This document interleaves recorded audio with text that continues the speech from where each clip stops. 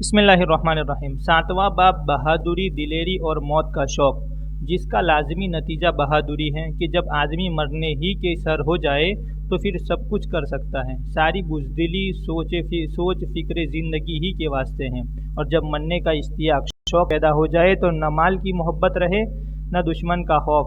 کاش مجھے بھی ان سچوں کے طفیل یہ دولت نصیب ہو جاتی، آمین۔ ابن جہش اور سعد رضی اللہ تعالیٰ عنہما کی دعا۔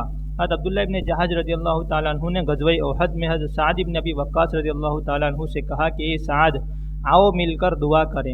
ہر شخص اپنی ضرورت کے موافق دعا کرے، دوسرا آمین کہے کہ یہ قبول ہونے کے زیادہ قریب ہے۔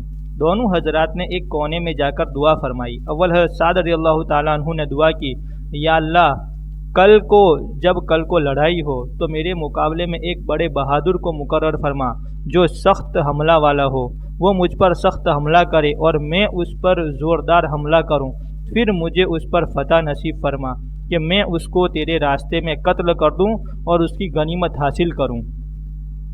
حضرت عبداللہ رضی اللہ تعالیٰ عنہ نے آمین کہی، اور اس کے بعد حضرت عبداللہ رضی اللہ تعالیٰ عنہ نے دعا کی، اے اللہ، کل کو میدان میں ایک بہادر سے مقابلہ کرا جو سخت حملہ والا ہو، میں اس پر شدت سے حملہ کروں، وہ بھی مجھ پر زور سے حملہ کرے اور پھر وہ مجھے قتل کر دے، پھر میرے ناک کان کاٹ لے، پھر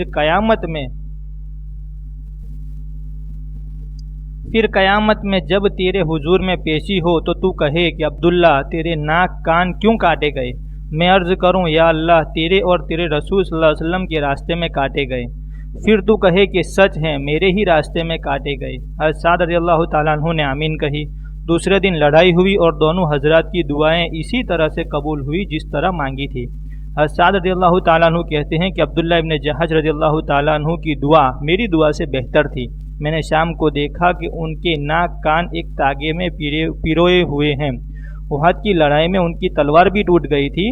حضور اکرم صلی اللہ علیہ وسلم نے ان کو ایک ٹہنی عطا فرمائی جو ان کے ہاتھ میں جا کر تلوار بن گئی اور عرصے تک بعد میں رہی، اور 200 دینار کو فروخت ہوئی۔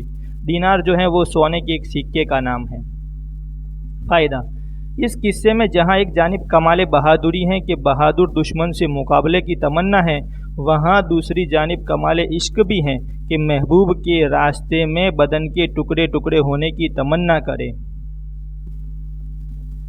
آخر میں جب وہ پوچھیں کہ یہ سب کیوں ہوا تو میں عرض کروں کہ تمہارے لیے رہے ستم کے یادگار میں، یہ مطلب تلوار ہوتا ہے اور ستم کا مطلب ظلم کی تلوار کے نیچے رہے گا کوئی تو تیغے ستم کے یادگاروں میں، میرے لاش کے ٹکڑے دفن کرنا 100 مزاروں میں۔